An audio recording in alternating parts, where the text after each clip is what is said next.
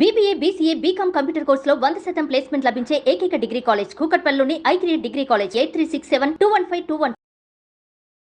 నమస్తే రమగారు. నమస్తే జయ. రమగారు, ఈ నెలలో రాఖీ పౌర్ణమి ఉంది. మరి పౌర్ణమి యొక్క విశిష్టత? శ్రావణ పౌర్ణమి చాలా విశేషమైన పౌర్ణమిగా చెప్పబడుతుంది. జంఝాల పౌర్ణమిగా చెప్తారు.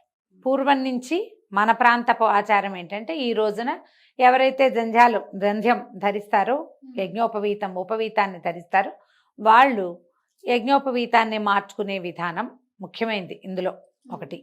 తర్వాత ఈ ముందు మనం ఉత్తరాయణ పుణ్యకాలం నుంచి మొదలుపెట్టి ఉపనయన క్రియలు నిర్వహించి ఉంటారు కొంతమంది బాలవటువులకి. ఎవరెవరు ఉపనయనం చేసుకున్నారో వాళ్ళకి శ్రావణ ఉపాకర్మ అని చేస్తారు. మళ్ళీ ఒక చిన్న యజ్ఞం అది చేసి దీనికి ఒక ప్రత్యేక మంత్ర విధానం ఏదో ఉంటుంది, వాళ్ళకి మాత్రమే పరిమితం. అది మన చిన్నప్పటి నుంచి మనకి క్యాలెండర్లో కూడా శ్రావణ ఉపాకర్మ అని రాయబడి ఉండేది. మా చిన్నప్పటి వెంకటరామ క్యాలెండర్లలో వాటిల్లో కనపడేది. అట్లాగే ఇప్పుడు కనిపించట్లేదు. ఇప్పుడు అంటే కొంచెం క్యాలెండర్లు చూడడం తగ్గించాం, ఇప్పుడు కూడా కనిపిస్తుంది.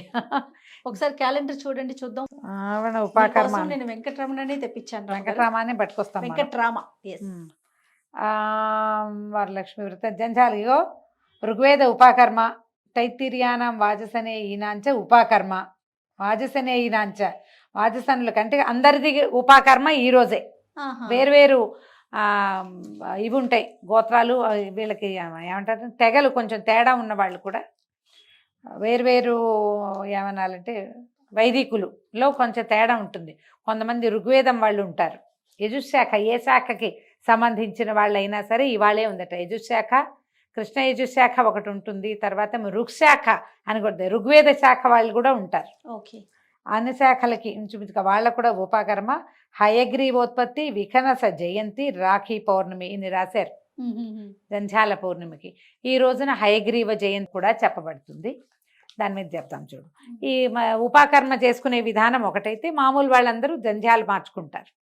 తర్వాత ఈ రోజున హయగ్రీవుడు అంటే ఈ హయగ్రీవ అవతారం ఎవరు?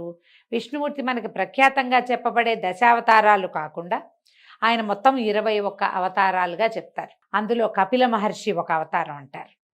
ఈయన మన హయగ్రీవులు ఒక అవతారం. ఇంకా చాలా ఉన్నాయి. ఎప్పుడైనా వచ్చినప్పుడు 21 అవతారాలు చెప్పుకుందాం. తప్పకుండా అండి. బుద్ధావతారం అంటే బుద్ధుడుగా ఇప్పుడు మనం చెప్పుకునే బుద్ధిజం బుద్ధుడు కాదు, విష్ణువు కూడా ఒక బుద్ధావతారం ఉంది. అలాంటి కథ కూడా ఒకటి కనపడుతుంది. ఈసారి ఎప్పుడైనా ఒకసారి వివరంగా చెప్దాం. అయితే ఈ హయగ్రీవ స్వరూపుడు ఏంటంటే ఈయన వేదాలని రక్షించాడని, శుద్ధ జ్ఞాన స్వరూపుడుగా హయగ్రీవుణ్ణి గురించి చెప్తారు. అసలు ఆయన శ్లోకమే జ్ఞానానందమయం దేవం నిర్మల స్ఫటికాకృతిం ఆధారం సర్వ విద్యానాం హయగ్రీవం ఉపాస్మహే అని చెప్తారు. అన్ని విద్యలకి ఆధారభూతుడు హయగ్రీవుడే. ఆయన నుంచి విద్యలు ఉద్భవించినాయి. ఈ రోజున ఈ హయగ్రీవోత్పత్తి రోజున ఎక్కడైనా దేవాలయాల్లో కానీ మన ఇళ్లల్లో కానీ హయగ్రీవ హోమం చేసుకోవచ్చు. హయగ్రీవ ఆరాధన పిల్లల్లో విద్యాభివృద్ధిని పెంచుతుంది, విద్యాభివృద్ధి కలిగిస్తుంది. పిల్లలు చదువుల్లో ముందుకెళ్లాలన్నా, ఏదైనా ప్రత్యేక దాంట్లో సీట్లు కావాలన్నా వీళ్ళు హయగ్రీవ హోమం చేసుకుంటే మంచిది. హయగ్రీవ ఆరాధన మనకి హైదరాబాద్లో అయితే ప్రఖ్యాతంగా నేను ఒక దేవాలయం చెప్పగలను. మనము యాదగిరి గుట్ట నుంచి తిరిగి వచ్చేటప్పుడు హయగ్రీవ స్వామి దేవాలయం ఉంది. ఇప్పుడు కొత్త రూట్లో నేను వెళ్ళలేదు జయ, ఇంకా వెళ్ళలా. కానీ ఇదివరకు మనం వెళ్ళేవాళ్ళం, ఒకవైపు నుంచి వెళ్ళి రెండో వైపు నుంచి తిరిగి వచ్చేవాళ్ళం. కొండకి ఇటెక్కి అటు దిగేవాళ్ళం. ఆ దిగే దారిలో ఉంది. మీరు హైదరాబాద్లో హయగ్రీవ దేవాలయము అని సెర్చ్ చేసి చూడండి. అక్కడ ప్రతి పౌర్ణమికి హయగ్రీవ స్వామి తాలూకు హోమం చేస్తారు.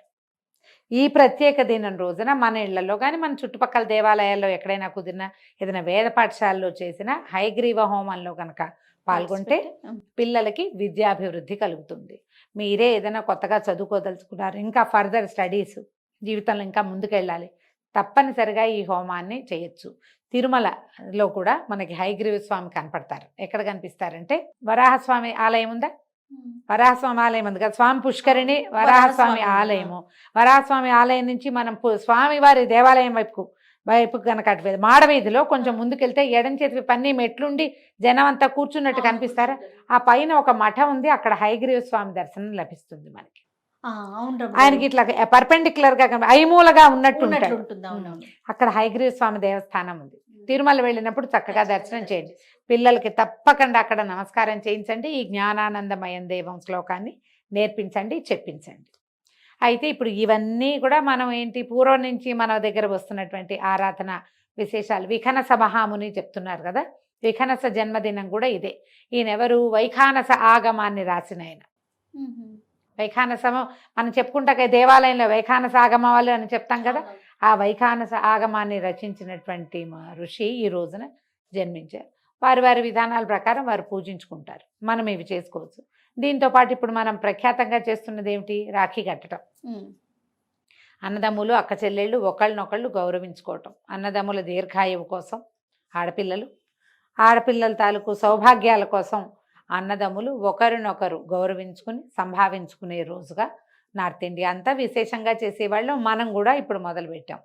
ఇదేంటంటే ఈ రక్ష గనక మనకి సోదరి కట్టుకుంటే మామూలుగా బావమరుదులు బతకగొడతారు, ఇలాంటి మాటలు వింటుంటాం మనం. అక్క చెల్లెళ్ళకి వాళ్ళ అన్నదమ్ములు ఎప్పటికీ బాగుండాలనే ఉంటుంది. వాళ్ళు కట్టిన రక్షతోటి వాళ్ళకి చాలా రకాల జయం కలుగుతుందని నమ్ముతారు. సంవత్సరం అంతా మనం అవంతా చేయలేం కాబట్టి ఈ ప్రత్యేక దినం రోజున మనం హిందీ సినిమాల నుంచి నేర్చుకున్నప్పటికీ మంచి విషయం కాబట్టి అన్నదమ్ములుగా అక్క చెల్లెళ్ళకి చక్కగా రాఖీలు కట్టుకోవటం, ఒకళ్ళనొకళ్ళు గౌరవించుకోవటం, సంభావించుకోవటం, ఏదైనా బహుమతులు ఇవ్వటం, పెద్దవాళ్ళు అయితే చిన్నవాళ్ళని ఆశీర్వదించటం, నోరు తీపి చేసుకుని అన్నదమ్ములు అక్క చెల్లెళ్ళు మనం ఎప్పటికీ కలిసి ఉండాలని, ఎప్పటికీ కుటుంబ సంబంధాలు బాగుండాలని కదమ్మా.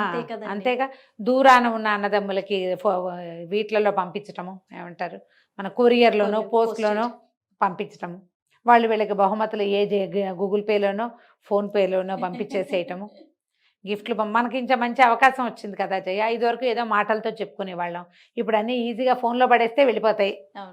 సులువు కదా, అక్కడెక్కడ బుక్ చేస్తే ఇక్కడికి చేరిపోతుంది.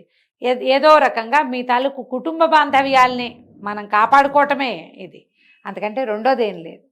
సరే మన పద్ధతి అయినా కాకపోయినా పూర్వం నుంచి వచ్చిన పురాణ గాథల్లో కూడా ఇలాగా రక్షాబంధనం గురించిన కథలు ఉన్నాయి. మనకి చరిత్రలో కూడా పురుషోత్తముడి కథల్లో చెప్తుంటారనమాట. ఆవిడ రాఖీ కట్టిందని, ఆ కథల్లో రాఖీ పంపిస్తే చేతి కట్టుకుంది. ఆమె భర్తని రాఖీ పంపించిన ఆవిడ భర్తని చంపే సమయానికి అది కనపడి ఆ అమ్మాయి అయ్యో ఆమె భర్తని నేనేం చేస్తానని చంపకుండా వదిలేశాడని ఇట్లాంటి కొన్ని కథనాలు చెప్తారు. ఇది నార్త్ ఇండియన్ కథలే అయినప్పటికీ కొన్ని కథలు అయితే ఖచ్చితంగా ఉన్నాయి. చరిత్రలో చాలా కాలం నుంచే మనకి ఇది నడుస్తూనే ఉంది. ఈ రాఖీలు మనకి ఇప్పుడు బాగా ఎక్కువ అయింది. మనకు కూడా మంచిదేనమ్మా, ఏ మంచిదైనా తీసుకోవాల్సిందే కదా. కాబట్టి హయగ్రీవ ఆరాధన చేయండి. వీటితో పాటు ఇంకొక విశేషమైన ఆరాధన చెప్తాను చేయ నేను. ఏ పౌర్ణమి నాడైనా సరే మనం అమ్మవారిని ఆరాధిస్తే విశేషమైన ఫలితం లభిస్తుంది. పొద్దున ఏదో హయగ్రీవ ఆరాధన కుదిరితే చేసుకోండి. మీ ఇంట్లో జంజాలు మార్చుకునే విధానం ఉంటే మగవాళ్ళు వాళ్ళ జంజాలు వాళ్ళు మార్చుకుంటారు. సాయంకాలం శుభ్రంగా స్నానం చేసు, మీ శక్తియుక్తులు బట్టి కాళ్ళు చేతులు మొహం కడుక్కొని శుభ్రంగా బట్టలు మార్చుకొని చక్క పాలు పోసి బెల్లం వేసి క్షీరాన్నం తయారు చేయండి. కొద్దిగా ఏదైనా ఒక వెండి పాత్రలో కానీ బంగారు పువ్వు వేసిన వెండి కంచంలో కానీ పోసుకొని ఎక్కడ చంద్రకిరణాలు పడతాయో అక్కడ కూర్చోండి.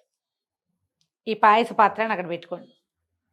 ఆ చంద్రబింబంలో అమ్మవారిని భావించి ఆమెకు షోడశోపచారాలు సమర్పించి లలితా సహస్రనామాన్ని చదువుకోండి. మీరు ఒక్కళ్ళే చదివినా మాకు ఓకే, మీరే మేము 3 సార్లు చదివేస్తామన్నా మరీ మంచిది. ఒక 5గురమో 19 మందో చుట్టుపక్కల అందరం కలిసి చదువుకుందాము, పారాయణ చేసుకుందాము అంటే విశేషించి లలితా పారాయణ చాలా మంచిది పౌర్ణమి నాడు.